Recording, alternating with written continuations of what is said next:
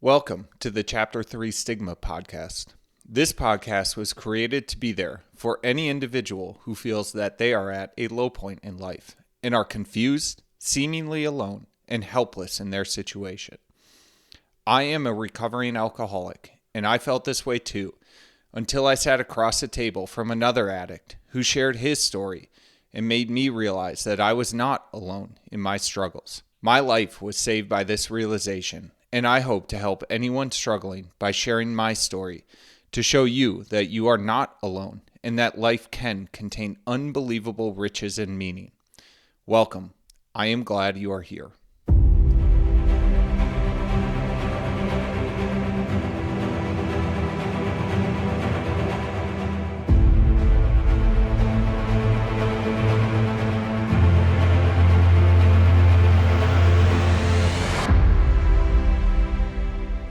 Hey folks, welcome to another episode of the Chapter 3 Stigma podcast. In today's podcast episode, we are actually going to be wrapping up our time as of now in the book of Alcoholics Anonymous. So we will be going over the final chapter in the first 164 pages titled A Vision for You. As I discussed in a podcast episode a week or two ago, just having the idea of putting a cap on this body of work at some point. I went into this project really looking to build out something that would be approachable and an easy entry for anyone that had some sort of desire to enter into recovery. And what I've been very surprised to find out over the year plus of doing this podcast now is a number of people who have followed along and participated, really, who have alcoholics, addicts in their life and are just looking for a way to connect and understand the struggles that their loved one is going through, along with those that are struggling themselves with addiction and alcoholism. With that in mind, I will be honest, I started getting a little bit concerned seeing the number of episodes as we created together, really. And so I'm really planning just kind of a pause in a couple weeks to just sort of assess what I desire, what I hope could be next for this body of work. But really, like I said, I hoped that this work could allow someone to view recovery in a new way, and allow for that easy entry. And again, maybe it allowed you to figure out how to speak with a loved one who is struggling, or maybe it gave you as an individual the courage to assess your own situations, change the way you ask questions, that you talk about your struggles, or the way that you look at recovery as a whole. And really, regardless of your motive and reason for being here, I think ultimately what I want to say first and foremost is a truly heartfelt thank you. Thank you from the bottom of my heart for your time, your energy, your engagement, involvement, and your focus. One of the aspects that I feared the most as I even entered into recovery in the first days, weeks, and months, even really stretching far into my time in recovery, because I didn't have examples of what it would look like. I was really worried that being an alcoholic or being a recovered alcoholic would all of a sudden become this key component of my identity, and I didn't know how to think about or really approach that. Would it be a problem? Was it going to be something that was overwhelming me? Like with regards to AA, would I be going to AA every single day and just have it kind of suck up all the free time and space in my life? And, for those of you who maybe have gotten through all these episodes, or heck, even if this is your first episode in the series and you have that concern, I can say, resoundingly after 2 years now, everything that we've been through, and then on top of that, putting together this entire body of work between the Chapter 3 Stigma podcast and the Substack page can resoundingly say that being a recovered alcoholic is actually not part of my identity. I don't see it as being this core central piece like I thought that I would. However, being a recovered alcoholic forms and supports the very key and foundational components of my identity. So as an example, I'm a believer. I'm a provider and a protector to those that I love. I am a great father, husband, and brother. I strive to continuously improve. I love myself. I see myself worthy of love now. And I look to serve others and give back. All of those components of the way I would describe myself and view myself are certainly informed and strengthened by the actions and the work that I do as a part of being a recovered alcoholic. But if somebody asked me, who am I don't know that I would ever say I'm a recovered alcoholic. It's just, in an odd way, it is distinct. It's not that central piece of my identity, but yet the work that I've done because of it has created an unimaginably beautiful life.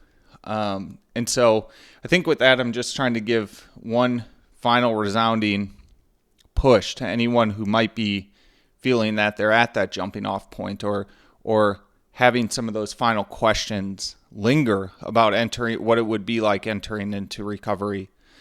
And so I hope that provides you with a little bit of support on that front. So like I said, we're going to cover chapter 11, which is the final chapter of the first 164 pages of the big book of Alcoholics Anonymous. One item to call out is all of the chapters 1 through 11 are available in PDF format online, or you can obviously order the book.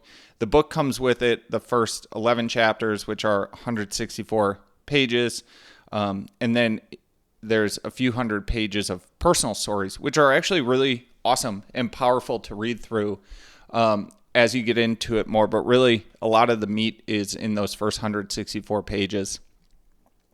Some of the content I did actually want to call out that we won't cover as a part of this broader body of work as it exists right now is the first chapter, Bill's story, which is the story of the founder of Alcoholics Anonymous.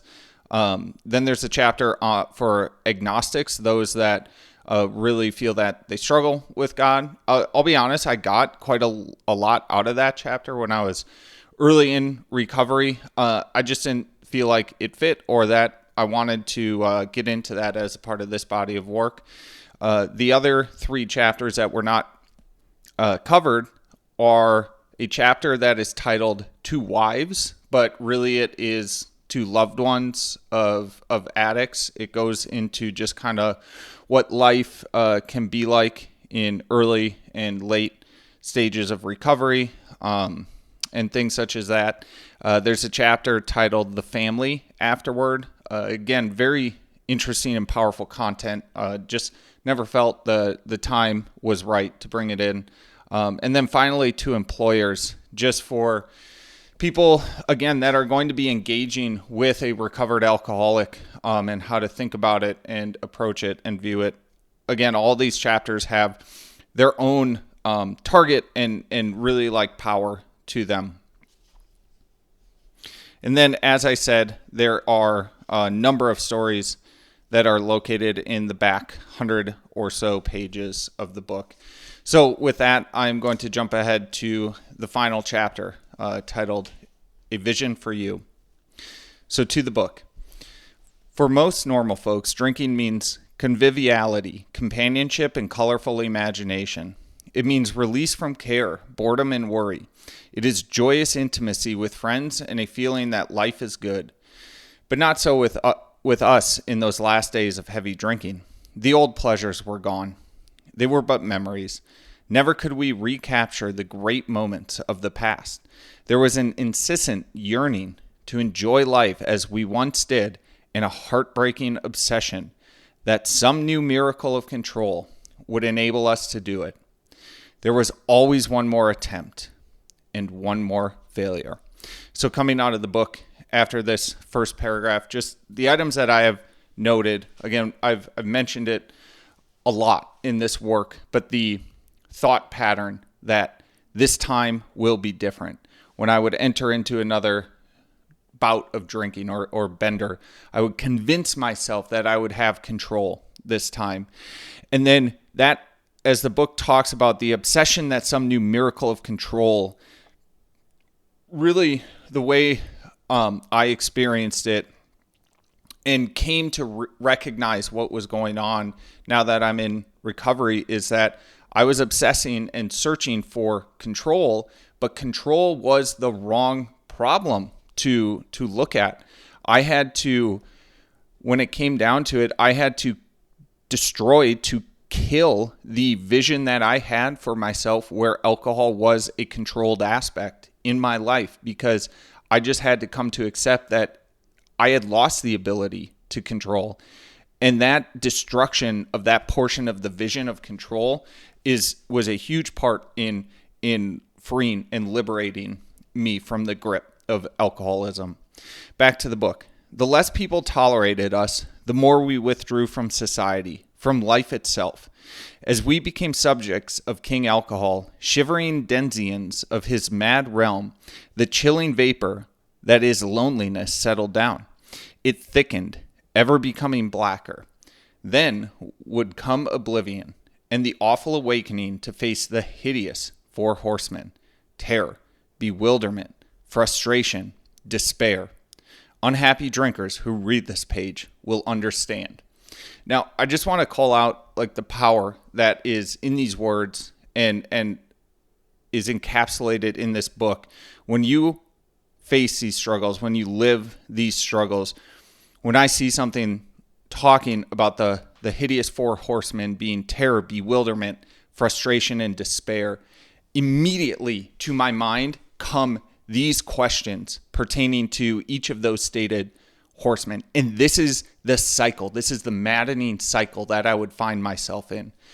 So terror, waking up in the morning, thinking, what have I done? Bewilderment, as the day drags on, wondering, why is this happening to me? The frustration comes forth, and I think, why can't I stop? And then finally, despair. What comes to mind? It doesn't matter. And this cycle, these thought patterns would happen daily, weekly, sometimes even hourly. And so it just speaks wonders to the power of getting around and with people and building a community where people speak your language. They know the struggles that you went through.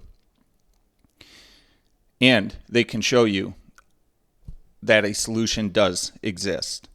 Back to the book. Now and then a serious drinker, being dry at the moment, says, I don't miss it at all. Feel better, work better, having a better time. As ex-problem drinkers, we smile at such a sally. We know our friend is like a boy, whistling in the dark to keep up his spirits. He fools himself. Inwardly, he would give anything to take half a dozen drinks and get away with them. He will presently try the old game again, for he isn't happy about his sobriety. He cannot picture life without alcohol. Someday, he will be unable to imagine life either with alcohol or without it. Then he will know loneliness such as few do. He will be at the jumping off place. He will wish for the end.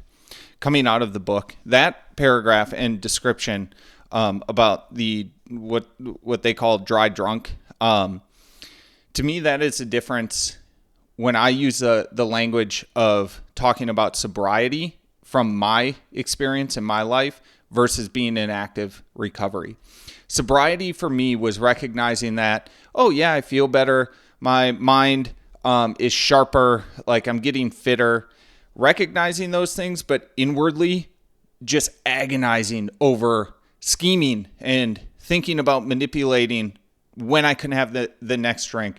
If I was in a situation where I knew I could get away with it, and be in the clear and be able to lie about my drinking, I would have absolutely taken it up. Whereas today in active recovery, that is anything but the case. I know with certainty because I've experienced these situations before. But if I was alone in a situation where I would never get caught, having a drink that thought has never appeared in my mind, and it is so different from the way it was when I was, as I call it, sober. Or as they say, the dry drunk. So back to the book. We have shown how we got out from under. You say, yes, I'm willing, but am I to be consigned to a life where I shall be stupid, boring, and glum, like some righteous people I see? I know I must get along without liquor, but how can I? Have you a sufficient substitute? Yes, there is a substitute, and it is vastly more than that. It is a fellowship in Alcoholics Anonymous. There you will find release from care, boredom, and worry. Your imagination will be fired. Life will mean something at last. The most satisfactory years of your existence lie ahead. Thus, we find the fellowship, and so will you. To me, this section really talks about what genuinely feels like a rebirth into life when you enter into recovery and when your early recovery starts becoming really long-term recovery.